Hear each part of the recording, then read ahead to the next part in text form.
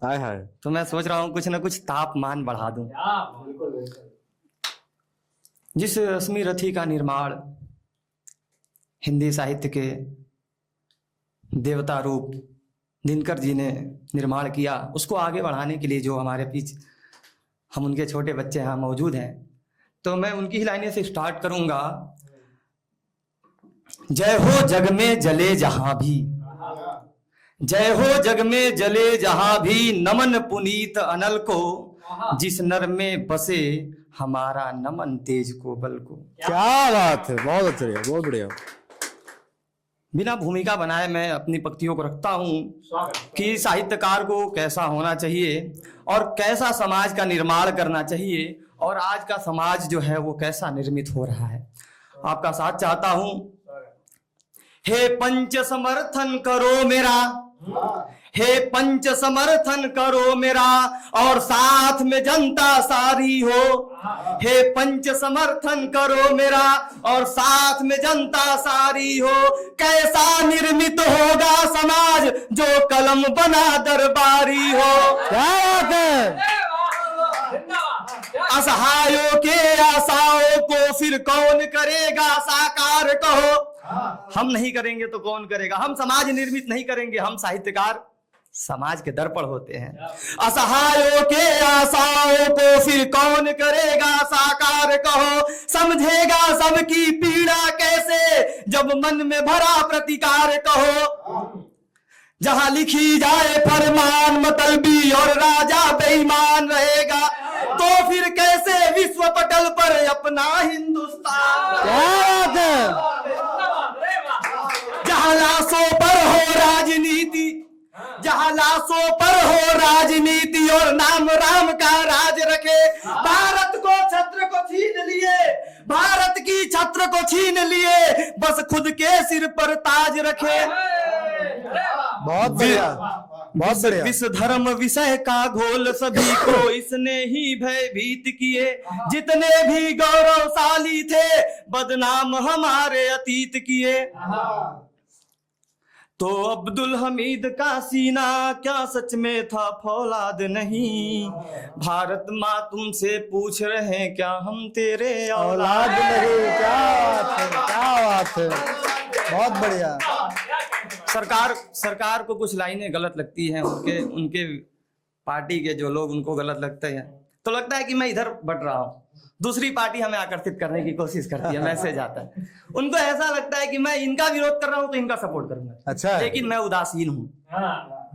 क्या सचमुच है अगर साहित्य, सचमुच है अगर साहित्य दर्पण समाज का, तो फिर दिखला दो ना जो हाल बना है आज का। अच्छा है। एक तरफ तो पेट भरने के लाले पड़े हुए हैं, एक तरफ तो पेट भरने के लाले पड़े हुए हैं, एक तरफ तो पेटी भरने वाले बस खड़े हुए हैं। अच्छा एक तरफ तो पीड़िता को ही कैद किया जाता है, और दोषी को दोष मुक्त के लिए मुस्तैद किया जाता है। अरे अपनी नैया तुम ही संभालो, अब माझी भी मझधार हुए हैं, और देश लूटने वाले सब देश के चौकीदार हुए हैं।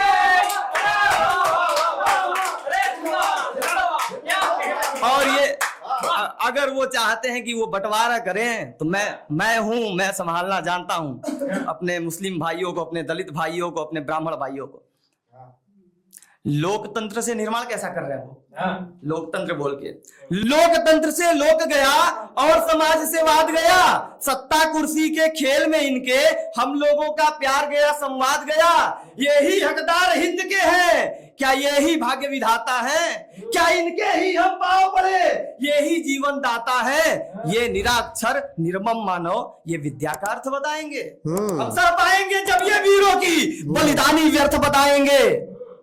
क्यों ऐसा दिन दिखलाए विधाता, क्यों ऐसा दिन दिखलाए विधाता, जो हम ही मानवता बांट रहे हैं। जिम्मा जिसका प्रश्न का था वो सारे तलवे चाट रहे हैं।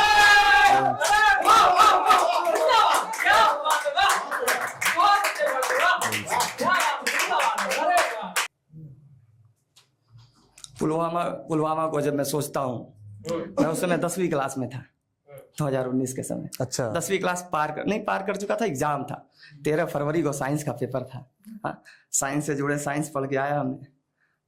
प्रेम से तो मेरा दूर दूर तक रिश्ता नाता नहीं है, लेकिन मास्टर साहब को जब सुन रहा था, भैया को सुन रहा था, देखने से नहीं लगता है बाबू साहब, फंस जाएंगे आप। तो प्रेम से दूर दूर तक रिश्ता नाता नहीं, लेकिन मैं उनके ख्यालों को जो सोच रहा था, मैं खुद ख्यालों में डूब गया था। फिर बाद में पता चला कि मैं किसके लिए डूब रहा हूँ। अच्छा पता है, सब पता है, इधर खबर है, बन रहा है खाका। अच्छा जी, अच्छा। आज की मैं तो उदासीन व्यक्ति हूं, लेकिन कभी कभी कुछ दलित समाज में भी कुछ अराजक तत्व हैं और ब्राह्मण समाज में भी कुछ अराजक तत्व हैं, और ये लड़ाना चाहते हैं। सब नहीं चाहता है। मैं भी उनके विरोध में आ गया यूजीसी जब आया तो। मैं उदासीन हूं, मैं फिर भी विरोध करने लगा। फिर बाद में मैंने सोचा कि नहीं, मैं क्या कर रहा हूं। उनके लिए लिखा मैंने मैं अपने कल्पना में श्याम को लाया कि कैसा द्वापर रहा होगा। सनातन को जो दाग लगाया जा रहा है कि जातिवादी यहीं से स्टार्ट हुई, इन्होंने मनुवाद का जो है निर्माण किया। तो मैं ऐसा कल्पना किया कि श्याम तुम्हारे द्वापर में कैसा रहा होगा। श्याम प्रकट हुए मेरे सामने और मैंने फिर कल्पना किया और आपके सामने रख रहा हूं। है प्रबल इच्छा कुछ कहने की, आदेश की मुझको आशा है। अच्छा है प्रबल इच्छा कुछ कहने की, आदेश की मुझको आशा है। पहले से कर दे क्षमा मुझे, बातों में जरा निराशा है। पर इसमें मेरा दोष नहीं, ना ही मैं दंड का भागी हूँ। बस मर्जी चलती माधव की, मैं तो उनका अनुरागी हूँ। चेहरे पर चिंता की रेखा और विवस्था थी झलक रही। मन पड़ा था मौत की माया में, ना जीने की कोई ललक रही। तब क्या होता है? तब आते हैं श्याम। आविर्भूत हुआ आशा का दीप, जैसे कि कोई धाम दिखे।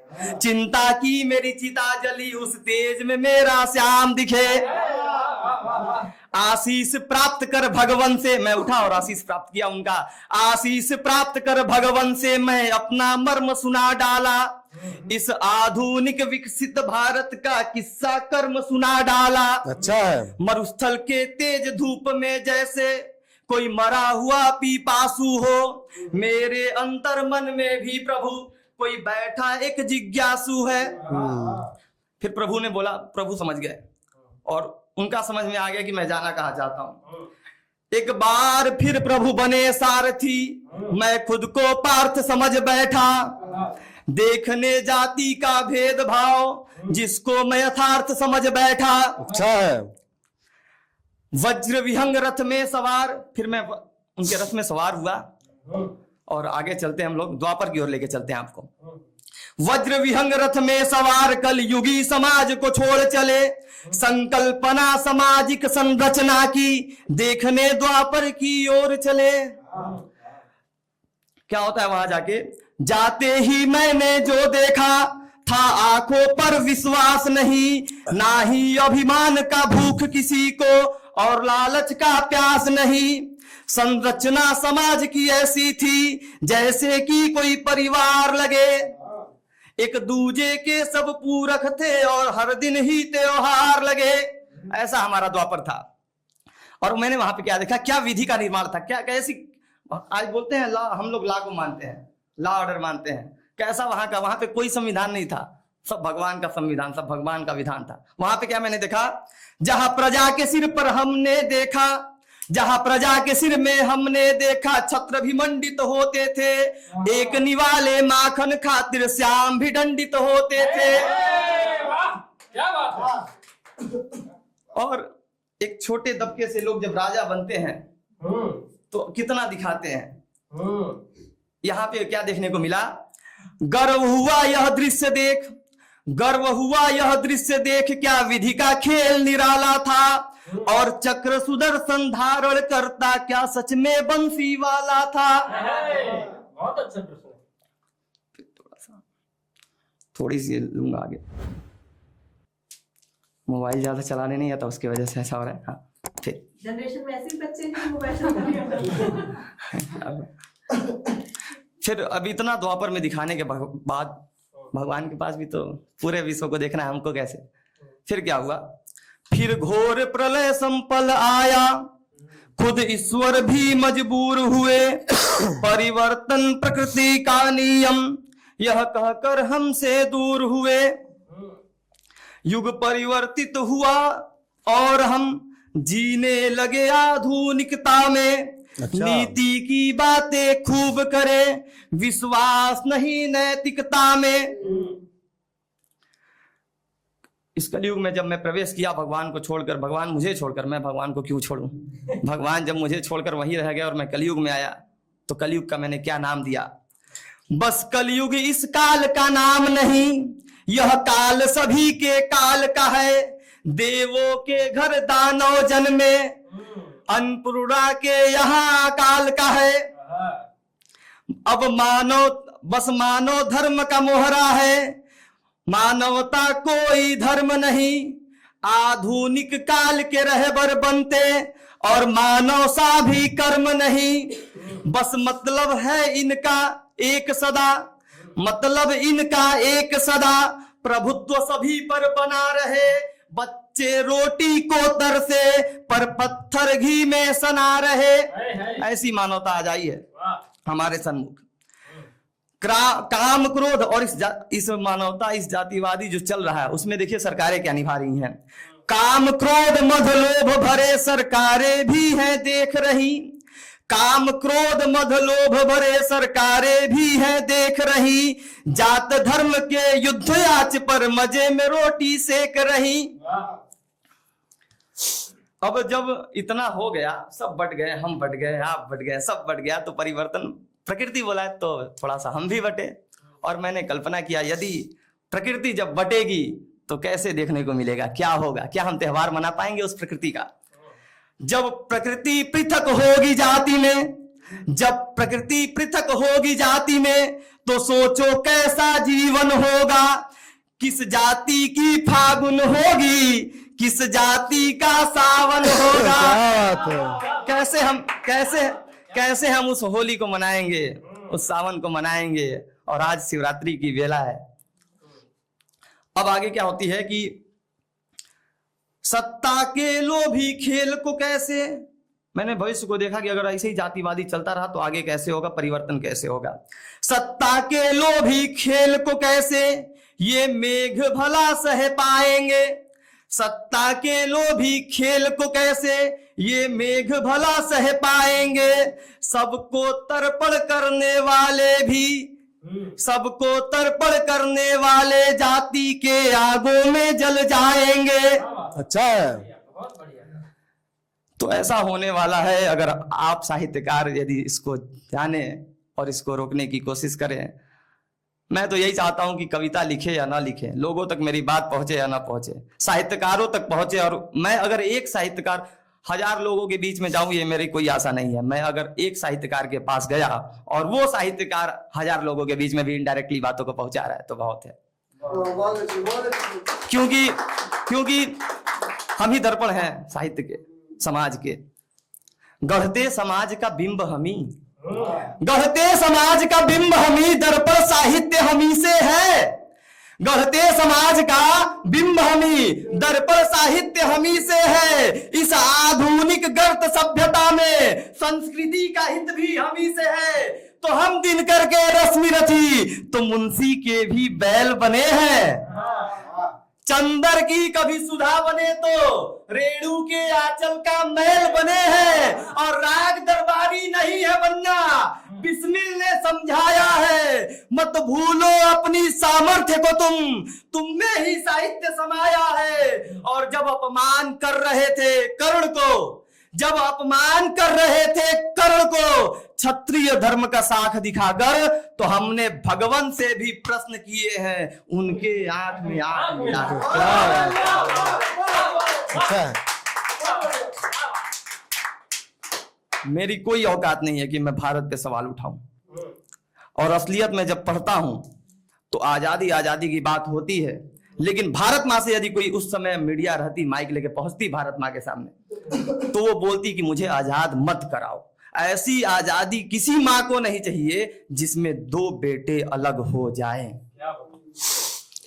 तो पुलवामा पे ये जो हुआ था, इसके पीछे का अंदरूनी कारण क्या था ये सरकारें पता नहीं लगा पा रही है।